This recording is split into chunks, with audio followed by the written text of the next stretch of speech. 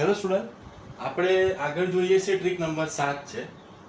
એની અંદર જે ટોપિક જે છે એ છે તટસ્થ બિંદુ, એટલે કે આપણે સંતુલન જોવાનું છે. તો બે બિંદુ વચ્ચે વિદ્યુત ભાર Q1 અને Q2 વચ્ચે અંતર D હોય અને ત્રીજો વિદ્યુત ભાર ક્યાં મૂકવો જેથી પરિણામી બળ શૂન્ય થાય. તો અહીંયા વિરુદ્ધ પ્રકારના બે વિદ્યુત ભાર લઈએ છીએ, એક ધન હશે એક ઋણ હશે.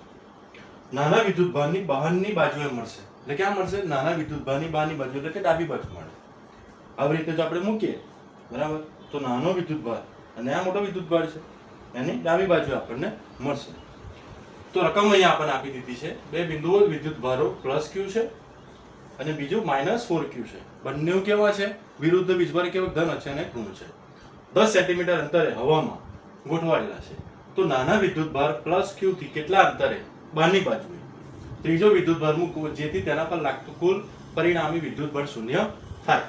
તો અહીંયા આપણને 4 ઓપ્શન આપ્યા હશે. સોલ્યુશન જોઈએ. બંને વિદ્યુત ભાર વિરુદ્ધ પ્રકારના હોવાથી તટસ્થ બિંદુ નાના વિદ્યુત ભારની બહારની બાજુએ મળશે, એટલે કે ડાબી બાજુ આપણને મળે. તો નાનો વિદ્યુત ભારથી અંતર x બરાબર. આની અંદર ફોર્મ્યુલામાં ખાલી એક જ ચેન્જીસ થાય છે કે જ્યારે સમાન વિદ્યુત ભાર હોય ત્યારે આ ફોર્મ્યુલા તો એની જ, પણ અહીંયા શું આવે? પ્લસ આવે.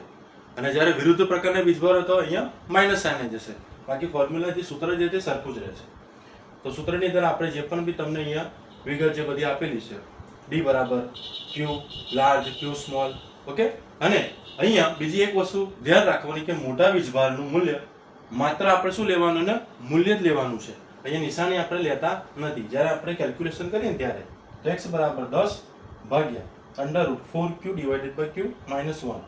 તો આ રીતે તમે સોલ્યુશન કરશો તો આન્સર આપણને મળશે 10 સેન્ટીમીટર. એટલે કે નાના વીજભારથી 10 સેન્ટીમીટરના અંતરે આપણને પરિણામી ત્રીજો જે વિદ્યુત ભાર આપણે મૂકી શકીએ તો પરિણામી બળ શું થાય?